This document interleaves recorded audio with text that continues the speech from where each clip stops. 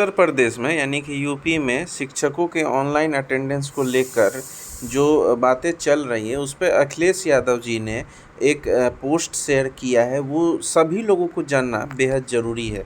तो आइए जानते हैं कि अखिलेश यादव जी ने क्या मतलब कहा है इस संबंध में ऑनलाइन अटेंडेंस को लेकर शिक्षकों के बारे में।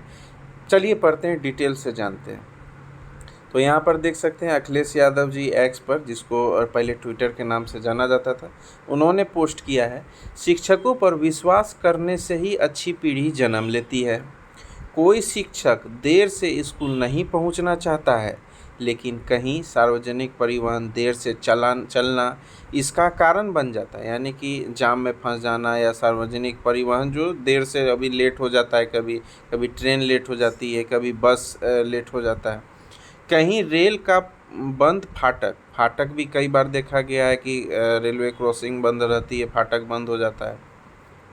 और कहीं घर से स्कूल के बीच की 50 किलोमीटर की दूरी, क्योंकि शिक्षकों के पास स्कूल के पास रहने के लिए न तो सरकारी आवास होते हैं, न दूरस्थ इलाकों में किराए पर घर उपलब्ध होते हैं। वाजिब है, बहुत सारे ऐसा एरिया भी है जहां 15 किलोमीटर क्या 25-30 किलोमीटर में भी अच्छा घर आपको नहीं मिलेगा। सेपरेट किचन नहीं मिलता है, सेपरेट बाथरूम नहीं मिलता है। गांव देहात का आप जानते ही हैं कि किस तरह का घर बना हुआ रहता है। तो ये बहुत इम्पोर्टेंट बात इन्होंने कही है कि 50 किलोमीटर की दूरी या शिक्षकों के पास स्कूल के पास रहने के लिए ना तो सरकारी आवास है, जो वाजिब बात उन्होंने कहा, न दूरस्थ इलाकों में यानी कि दूर के इलाकों में किराए पर घर उपलब्ध होते हैं। इससे अनावश्यक तनाव जन्म लेता है। वाजिब बात है, टेंशन में रहते हैं, मानसिक आप बोल सकते हैं फ्री माइंड से काम नहीं कर सकते हैं। घर का भी टेंशन रहता है उनको, अपने जॉब का भी टेंशन रहता है, दूर रह नहीं सकते हैं, रहने के लिए पर्याप्त अच्छा घर नहीं है, सेपरेट किचन लेटरिन बाथरूम नहीं है, सारी फैसिलिटी नहीं है, बिजली फैसिलिटी नहीं है। बहुत सारे गांव में अभी भी मतलब 24 आवर्स में 10 घंटे 5 घंटे 8 घंटे रहती है, जिससे इन्वर्टर भी चार्ज नहीं हो पाता। इससे अनावश्यक तनाव जन्म लेता है और मानसिक रूप से उलझा अध्यापक कभी जल्दबाजी में दुर्घटनाग्रस्त भी हो सकता है। हो भी रहे हैं दोस्तों बहुत सारे, जिसके अनेक उदाहरण मिलते हैं। बहुत सारे वीडियोस भी शेयर किए जाते हैं। यदि किसी आकस्मिक कारणवश शिक्षकों को व्यक्तिगत स्वास्थ्य या फिर घर परिवार और सामाजिक कारणों से दिन के बीच में स्कूल छोड़ना पड़े तो पूरे दिन की अनुपस्थिति होने की रिपोर्ट भेज दी जाती है। बीच से अगर आप स्कूल छोड़ते हैं तो पूरे दिन का आपको अनुपस्थिति होने की रिपोर्ट भेज दी जाती है। देर से स्कूल पहुंचने या जल्दी स्कूल से वापस जाने के अनेक कारण हो सकते हैं।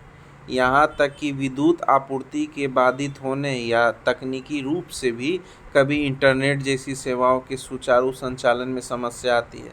इसीलिए डिजिटल अटेंडेंस का विकल्प बिना व्यवहारिक समस्याओं के पुख्ता समाधान के संभव नहीं है। कहने का मतलब बुनियादी सुविधाएं होनी चाहिए, तभी ऑनलाइन अटेंडेंस का विकल्प होना चाहिए। कहने का यही मतलब। सबसे पहले ये अन्य सभी विभागों के प्रशासनिक मुख्यालयों में लागू किया जाए, जिससे उच्चस्थ अधिकारियों को इसके व्यवहारिक पक्ष और परेशानियों का अनुभव हो सके। सही बात है, जब बड़े अधिकारियों को इसका पता चलेगा कि क्या क्या परेशानी होती है, क्योंकि अधिकारी बहुत सारे ऐसे देखे गए हैं कि कहीं कभी लेट आएंगे तो कोई बोलने, अधिकारी को कौन बोलने वाला है। फिर समस्या समाधान के बीच ही के बाद ही इसे लागू करने के बारे में कालांतर में सोचा जाए। सबसे बड़ी बात यह है कि इससे शिक्षकों को भावनात्मक ठेस पहुंचती है, जिससे उनके शिक्षण पर प्रतिकूल प्रभाव पड़ता है। बोधपरक शिक्षण के लिए शिक्षकों का भावनात्मक रूप से जुड़ना आवश्यक होता है। स्कूल में केवल निश्चित घंटे बिताना ही शिक्षण नहीं हो सकता। बहुत अच्छी बात इन्होंने कही है कि आप टाइमली बुला लिए, टाइमली छोड़ रहे हैं।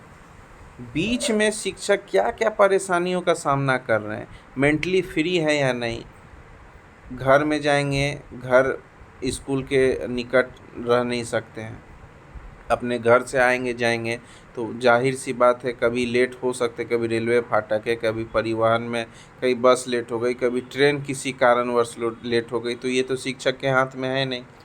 तो उन्होंने लिखा है स्कूल में केवल निश्चित घंटे बिताना ही शिक्षण नहीं होता है, क्वालिटी एजुकेशन अगर आप 4 घंटे के बजाय 2 ही घंटा दे रहे हैं उसमें बच्चा बहुत सीख लेगा।